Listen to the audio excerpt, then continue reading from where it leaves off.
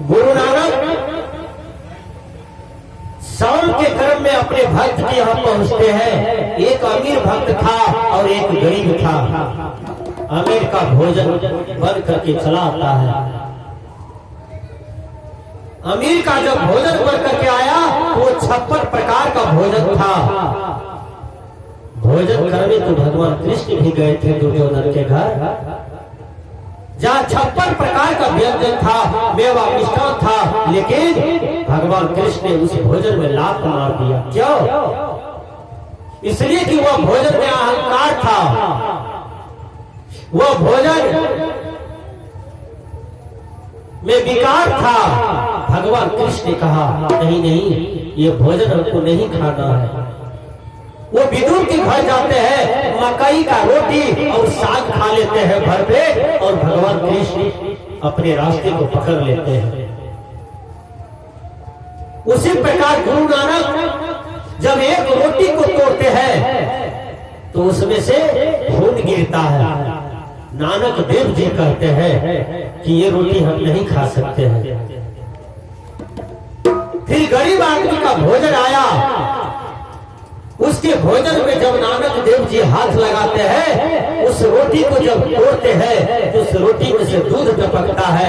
ठीक उसी प्रकार से जो मेहनत मजदूरी, जो अपना हाथ से कमाया हुआ संपत्ति होता है, उसकी आयु होती है। जो चोरी छल कपट झूठ बेईमानी का संपत्ति होता है, वह किसी तरह से बह जाता है। ये गुरुवर कबीर कहते हैं कि भाई क्षेत्र चेत अपने परिश्रम पर तू सफल हो जा। अपने परिश्रम को तू आशा करो, अपने श्रम पर विश्वास करो। ये गुरुवर कबीर कहते हैं तूने जो कमाया है वो दूसरा ही खाएगा। खाली हाथ आया है, खाली हाथ जाएगा।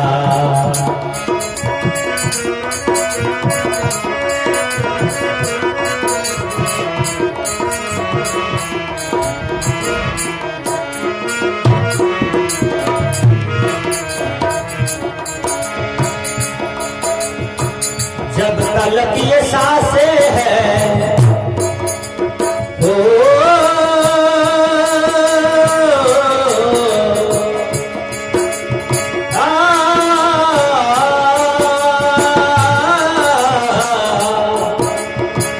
जब तलक ये सांसें हैं तब तलक ये रिश्ते हैं। कितना सुंदर बात है कि जब तक आपके शरीर में सांस है तभी तक ना आस है। बेटा से, बेटी से, कर कुटुंब से, पत्नी से, पति से, समधी से, सारू से, ये सांस जब टूट जाता है तब किसी का आशा है? आपके शरीर को खोद खोद करके सब जला देंगे, एक मुट्ठी का राख हो जाएगा। आपके शरीर को यदि पानी में फेंक देगा तो सभी पशु जानवर मिल करके खा लेंगे, कीड़े कीड़मिट खा लेंगे। आपके शरीर को यदि फील्ड में रख दिया जाए, आपका शरीर महकेगा और कौवा, गीदड़, सियार, बिलार, नाना प्रकार के पशु चीर चीर के खा लेंगे आपके शरीर को। फिर ये शरीर में सुंदरता कहाँ है? फिर ये शरीर का विशेषता कहाँ है?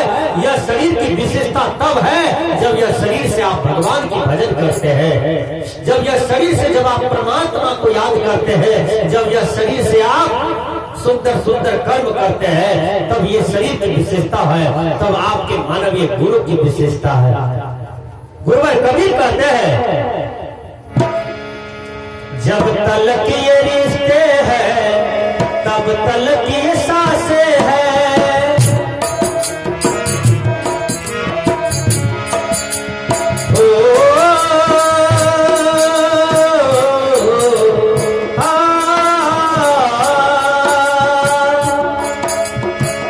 जब तलक ये सांसें हैं तब तलक ये रिश्ते हैं। किस झूठे रिश्ते नाते में रात दिन लोग हंसते हैं, किस झूठे रिश्ते नाते में लोग बोलते हैं, किस झूठे रिश्ते नाता का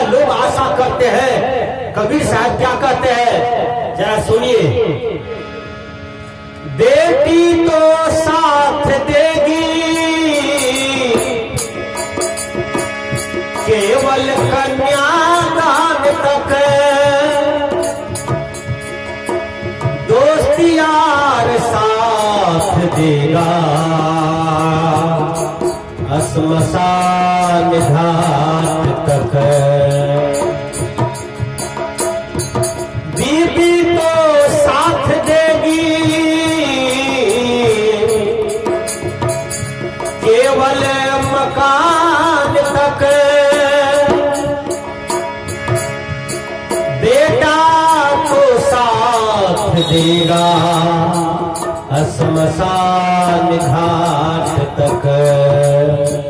रिश्ता नाता का लोग से कहां तक जाता है? बेटी तो साथ देती है केवल कन्यादान तक। विचार कीजिए। आओ दोस्ती यार लोग साथ देते हैं श्मशान घाट तक, और पत्नी साथ देती है अपनी मकान तक ही रोती धोती रह जाती है। और बेटा तो साथ देता है कहां तक? श्मशान घाट तक। जिस ठोर इतना सुंदर होता है मनुष्य के शरीर में, वह ठोर में ही बेटा आग लगाता है और वहीं से जलते जलते पूरा शरीर राख हो जाता है। विचार कीजिए सजनों, फिर ये शरीर की विशेषता कहां रह जाता है? इसलिए संत महापुरुष कहते हैं मेरे भाइयों, तूने मनुष्य जन्म पाया है तो भागवत भजन कर ले, गुरु का भजन कर ले, तभी आत्मा का उद्धार होगा, अन्यथा कोई उपाय नहीं है। इस आत्मा के उद्धार के लिए भगवान बुद्ध को कई जन्म लग गया। इस आत्मा की कल्याण के लिए बड़े बड़े ऋषियों तपस्वियों को कई तपस्या करना पड़ा। सजराओ, क्षण में कल्याण नहीं होता है, बहुत ध्यान साधन में उतरना पड़ता है, तब जीव का कल्याण होता है। इसलिए समय को बर्बाद न करें। समय आपका खरीदा हुआ नहीं है, समय को आपने खरीदा नहीं है। जो समय बीत जाती है वो समय फिर आपके हाथ में नहीं आएगा।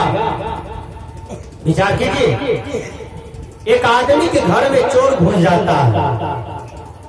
चोर घुस गया, उसकी माँ जगी थी। माँ कहती है बेटा तुम्हारे घर में चोर घुस गया। बेटा जग गया। बेटा कहते हैं हम देख रहे हैं। चोरवा गहना जेवर टका पैसा बांध करके लिया। माँ कहती है बेटा तुम्हारा सारा संपत्ति चोरवा बांध रहा है। तो उसका बेटा कहता है हम देख रहे हैं।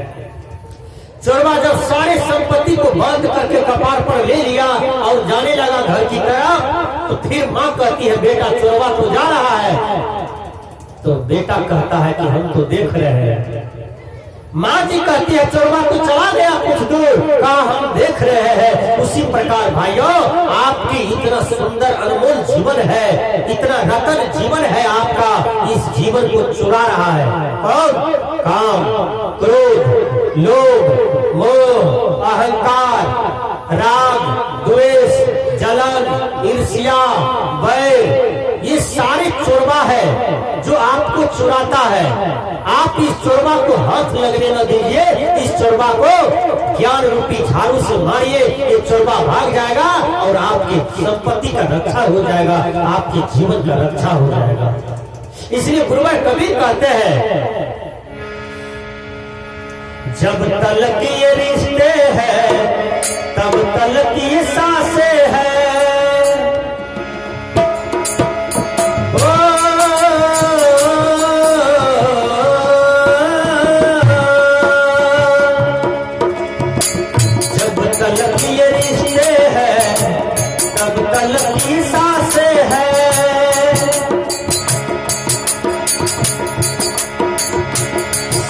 किस घड़ी का सांस किस घड़ी की रिश्ता तो जाएगा। खाली हाथ आया है खाली हाथ जाएगा। खाली हाथ आया है खाली हाथ जाएगा। तूने जो कमाया है वो दूसरा ही खाएगा। तूने जो कमाया है वो दूसरा ही खाएगा।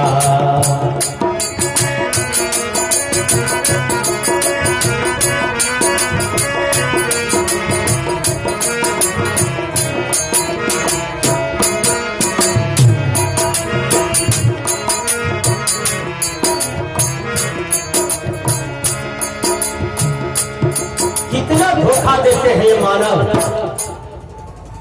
मनुष्य को कभी अपना गाय धोखा नहीं देता, कभी बैल धोखा नहीं देता, कभी पशु पक्षी मनुष्य को धोखा नहीं देता, लेकिन दुर्भाग्यवश कहना पड़ता है कि मनुष्य को मनुष्य ही धोखा देता है।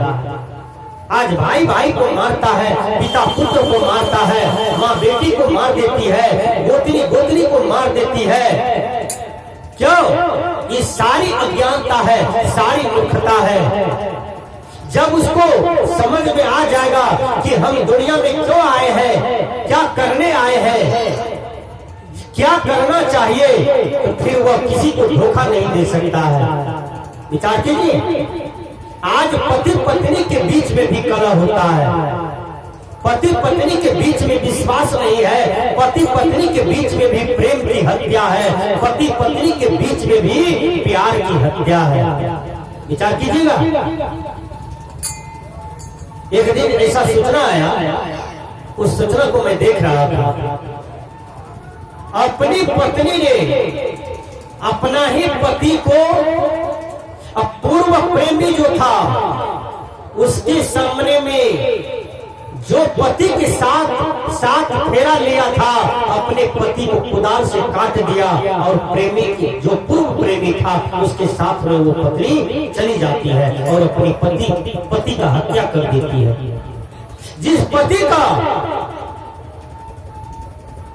साथ में जीने मरने की कसमें खाई थी और यह संसारिक रूप फैशन भोग विलास के चलते सगे पति को मार दिया। अब विचार कर सकते हैं कि ये संसार किधर भासे जा रहा है, ये संसार में क्या हो रहा है। हे भगवान, तुम ऐसी अदालत लगाओ कि यह दुनिया में पानी का पानी और दूध का दूध मिले। ये मनुष्य जैसा कर्म करता है फल उसको उसी तरह से सामने में आता है। इसलिए कोई गलत करके सुखी होना चाहेगा, ये नहीं हो सकता है। कोई गलत करके सम्मान पाना चाहेगा, ये नहीं हो सकता है। कोई गलत करके पूजनीय होना चाहेगा, ये नहीं हो सकता है। कोई गलत करके शांति प्राप्त करना चाहेगा, ये नहीं हो सकता है। मनुष्य को अच्छा करना ही होगा, तब उसके जीवन में अच्छी सुख और अच्छा शांति आता है। विचार कीजिएगा। अच्छा सुख शांति की प्रधानता होती है, इसलिए वो सदकर्मों पर निर्भर है। गुरुवर कबीर कहते हैं, जीत जी कमाया तूने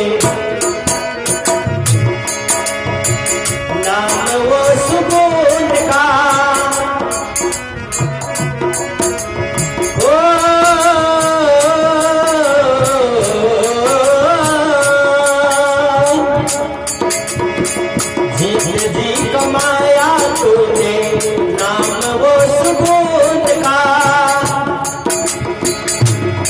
मरने के तुझको राम याद आएगा, बात मरने के तुझको राम याद आएगा। एक गांव में दो आदमी मर गया। सेठ जी के पास एक नौकर था। सेठ जी कहते हैं, देखो जी, मेरी ही गांव में दो आदमी डेथ कर गया है, पता लगा करके आओ कौन स्वर्ग में गया और कौन नरक में गया। एक लाश के पास जब उस सेठ का नौकर जाता है तो उसके बेटा जी से पूछते हैं कि आपका पापा डेथ किए हैं, बोलिए स्वर्ग में गया कि नरक में गया। कहा मैं तो नहीं जानता कि ये स्वर्ग में गया कि ये नरक में गया, लेकिन एक बात तो जानते हैं। कहा क्या? कहा मरने के काल में इन्होंने एक ही शब्द बोलता था, गाली बोलता था, गंदी गंदी बातें बोलता था और हमेशा कहता था कि हमरा कंठी का तोड़ो, हमरा मछली भात दा, हमरा कंठी का तोड़ो, हमरा मुर्गी भात खायल दा, हमरा कंठी का तोड़ो, हमरा मांस भात खाएगा। वो लड़का नहीं समझ पाया। वो लड़का फिर दूसरा लहाज के पास गया, वहां भी एक आदमी डेट किया था। उनके बेटा से पूछते हैं कि आपका पिताजी स्वर्ग में गया कि नरक में गया? कहा मुझे पता नहीं है कि मेरा पिताजी स्वर्ग में गया कि नरक में गया, लेकिन इतना तो बता सकता हो कि मेरा पिताजी सब दिन से वैष्णव था, सब दिन से समाज का सेवा किया, राष्ट्र का सेवा किया, 10 ठो गरीब को बसाया जमीन में, 10 गरीब की बेटी का सेवा किया, और साल साल में सत्संग कराते थे, साधु महात्मा को जमाते थे दरवाजे पर और उनको दान दक्षिणा भी देते थे। इतना तो जरूर जानता हूँ, वो आदमी नहीं समझ पाता है। फिर वो जाता है सेठ के पास, कहा सेठ जी मुझे पता नहीं चला कौन आदमी स्वर्ग में गया, कौन आदमी नरक में गया। फिर दूसरा नौकर था, उसको भेजा। वो बेचारा पढ़ा लिखा था, इसलिए मैं बार बार कहता हूँ कि आप अपने जीवन में मकान मत बनाइए, जमीन मत खरीदिए, लेकिन अपने बाल बच्चा को पढ़ाइए लिखाइए, इंजीनियर बनाइए, डॉक्टर बनाइए, एसपी डीएम कलेक्टर बनाइए, बढ़िया वक्ता बनाइए, बढ़िया गायक बनाइए, बढ़िया सब कुछ बनाइए अपने बाल बच्चा को। जितना परिश्रम करना पड़े उतना कीजिए, लेकिन अपने बच्चा को आगे बढ़ाइए। आपका बच्चा आगे बढ़ेगा तो हमारा देश आगे बढ़ेगा, हमारा समाज आगे बढ़ेगा, हमारा राष्ट्र का नाम होगा। अभी देखिए कुछ दिन पहले हमारे ही देश की कोई लड़की जो पायलट चला रही है, विचार कीजिए, वायुयान चला रही है। अब आपकी बेटी तो जहाज चलाने लगी है, आपकी बेटी साइंटिस्ट बन गई, आपकी बेटी बड़ी बड़ी इंजीनियर बन गई, डॉक्टर बन गई। आपकी बेटी में वो शक्ति है, आपकी बेटी के अंदर में वो चेतना है कि वो कुछ भी बन सकती है। इसलिए बेटा बेटी को समान शिक्षा देना चाहिए और समान दृष्टि से देखना चाहिए, दो दृष्टि से नहीं देखना चाहिए। सेठ जी का नौकर जाता है और पूछते हैं कि आपका पिताजी डेट कर गए, ये स्वर्ग में गया कि नरक में गया? कहा इनका कर्म मैं आपको बता देता हूँ। ये कहा कंठी तोड़ दीजिए मेरा और हमको मुर्गी भात खाने के लिए दीजिए। कहा मरने के काल में गाली देता था, मरने के काल में भयभीत था, मरने के काल में रोता था, मरने के काल में तड़पता था। वो चुपचाप लिख लिया कि ये आदमी नरक में चला गया। फिर दूसरा लहाज के पास जाता है, जब वहां जाता है तो वहां पर उनके बेटा से पूछते हैं कि आपका पापा जी स्वर्ग में गया कि नरक में गया? कहा मैं इसके कर्म को बता देता हूँ। ये आदमी गरीबों का मसीहा था और समाज का मसीहा था, संत महात्मा का सेवक था, भगवान का पूजा आरती करता था। मरने के काल में हमेशा राम का ही नाम लिया। चुपचाप सीट के नौकर लिख लिया कि ये आदमी स्वर्ग में चला गया। देख लीजिए, तो कर्म से पता चलता है व्यक्ति अच्छा कर्म से स्वर्ग में जाता है और बुरा कर्म से नरक में चला जाता है। और अच्छा कर्म और बुरा कर्म यहीं पर दिखा देता है, आसमान में जाता है जीव तब नहीं दिखाता है, सारा भोग यहीं पर प्राप्त हो जाता है। इसलिए सजनो, स्वर्ग नरक आसमान में नहीं है, स्वर्ग नरक इसी अपनी तल पर भोगा जाता है। इसलिए स्वर्ग नरक का द्वार हम स्वयं तैयार करते हैं। इसलिए सुंदर सुंदर कर्म करेंगे तो हम स्वतः स्वर्ग में जाएंगे, और बुरा बुरा कर्म करेंगे तो हमको लोग राक्षस कहेगा, डकैत कहेगा, मेरे नाम पर थूक फेंकेगा। इसलिए बुरा कर्म किसी को भी नहीं करना चाहिए। बुरा कर्म से जीव का सद्गति नहीं होता है। इसलिए संत महापुरुष कहते हैं, जी के जी कमाया तूने नाम वो सुगुण का,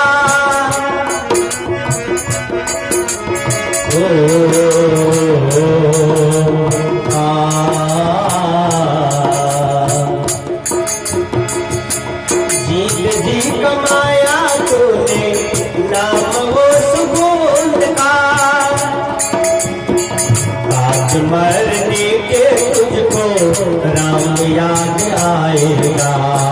खाली हाथ आया है खाली हाथ जाएगा, खाली हाथ आया है खाएगा। तूने जो कमाया है वो दूसरा ही खाएगा। खाली हाथ आया है खाली हाथ जाएगा। खाली हाथ आया है खाली हाथ जाएगा। तूने जो कमाया है वो दूसरा खाएगा।